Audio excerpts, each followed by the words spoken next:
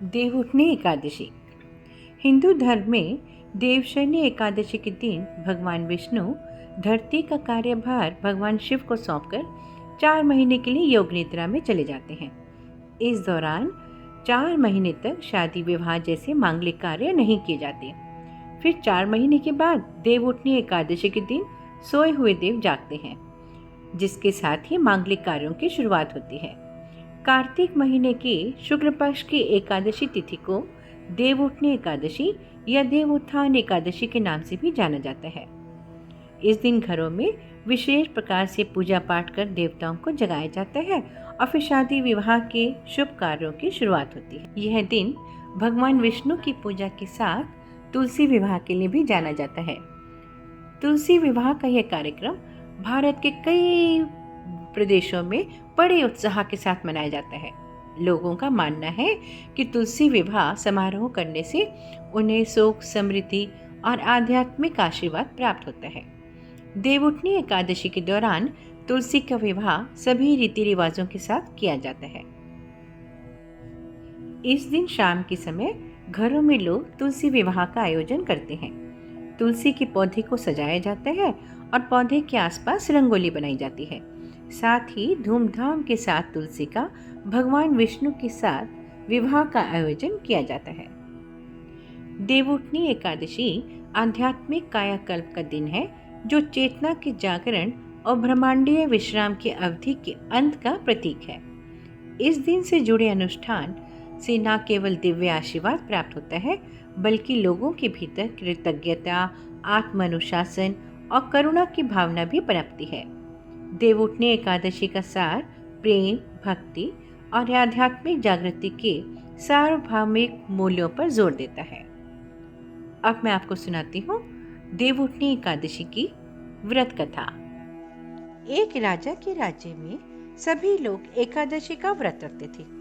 प्रजा तथा नौकर चाकरों से लेकर पशुओं तक को एकादशी के दिन अन्न नहीं दिया जाता था।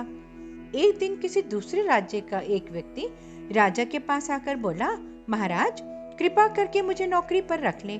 तब राजा ने उसके सामने एक शर्त रखी कि ठीक है, रख लेते हैं, किंतु रोज तो तुम्हें खाने को सब कुछ मिलेगा, पर एकादशी को अन्न नहीं मिलेगा। उस व्यक्ति ने उस समय हाँ कर ली, पर एकादशी के दिन जब उसे फलाहार का सामान दिया गया तो वह राजा के सामने जाकर गिड़गिड़ाने लगा, महाराज, इससे मेरा पेट नहीं भरेगा, मैं भूखा ही मर जाऊंगा, मुझे अन्न दे दो। राजा ने उसे शर्त की बात याद दिलाई, पर वह अन्न छोड़ने को राजी नहीं हुआ। तब राजा ने उसे आटा, दाल, चावल आदि दे दिए। वो रोज की तरह नदी पर पहुंचा और स्नान करके भोजन पकाने लगा। जब भोजन बन गया तो वह भगवान को बुलाने लगा, आओ भगवान, भोजन तैयार है। उसके बुलाने पर पीताम्बर धारण किए भगवान चतुर्भुज रूप में आ पहुंचे तथा प्रेम से उसके साथ भोजन करने लगे। भोजन आदि करके भगवान अंतर्ध्यान हो गए और वह अपने काम पर चला गया। 15 दिन बाद अगली एकादशी को वह राजा से कहने लगा कि महाराज, मुझे दुगना सामान दीजिए, उस दिन तो मैं भूखा ही रह गया। राजा ने कारण पूछा तो उसने बताया कि हमारे साथ भगवान भी खाते हैं, इसलिए हम दोनों के लिए यह सामान पूरा नहीं होता। यह सुनकर राजा को बड़ी हैरानी हुई। वह बोला, मैं नहीं मान सकता कि भगवान तुम्हारे साथ खाते हैं। मैं तो इतना व्रत रखता हूँ, पूजा करता हूँ, पर भगवान ने मुझे तो कभी दर्शन नहीं दिए। राजा की बात सुनकर वह बोला, महाराज, यदि विश्वास न हो तो साथ चलकर देख लें। राजा एक पेड़ के पीछे छिपकर बैठ गया। उस व्यक्ति ने भोजन बनाया तथा भगवान को शाम तक पुकारता रहा, परंतु भगवान नहीं आए। अंत में उसने कहा, हे भगवान, यदि आप नहीं आए तो मैं नदी में कूदकर प्राण दे दूंगा। लेकिन भगवान तब भी नहीं आए। तब वह प्राण त्यागने के उद्देश्य से नदी की तरफ बढ़ा। प्राण त्यागने का उसका दृढ़ इरादा जानकर शीघ्र ही भगवान ने प्रकट होकर उसे रोक लिया और साथ बैठकर भोजन करने लगे।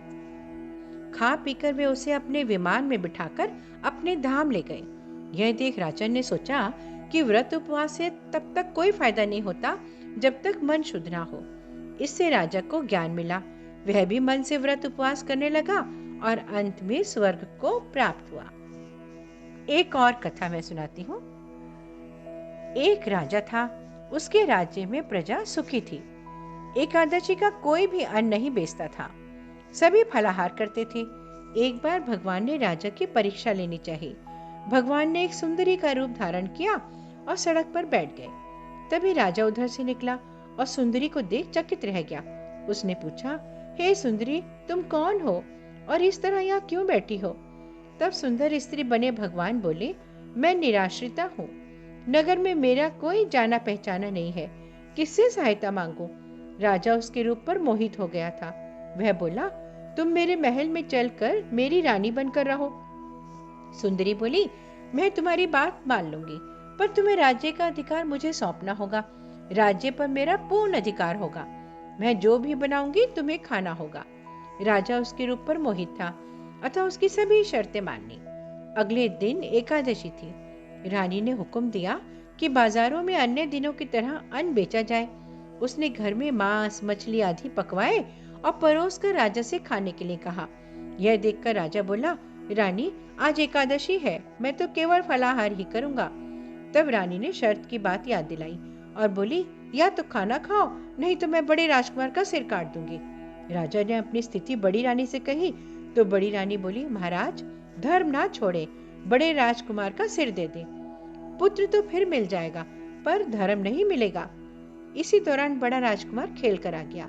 माँ की आंखों में आंसू देखकर वह रोने का कारण पूछने लगा, तो माँ ने उसे सारी बात बता दी। तो वह बोला, मैं सर देने के लिए तैयार हूँ। पिताजी के धर्म की रक्षा होगी और जरूर होगी। राजा दुखी मन से राजकुमार का सिर देने को तैयार हो गया। तो रानी के रूप से भगवान विष्णु ने प्रकट होकर असली बात बताई। राजन, तुम इस कठिन परीक्षा में पास हुए। भगवान ने प्रसन्न मन से राजा से वर मांगने को कहा। तो राजा बोला, आपका दिया मेरे पास सब कुछ है, हमारा उद्धार करें। उसी समय वहां एक विमान उतरा। राजा ने अपना राज्य पुत्र को सौंप दिया और विमान में बैठकर परम धाम को चला गया।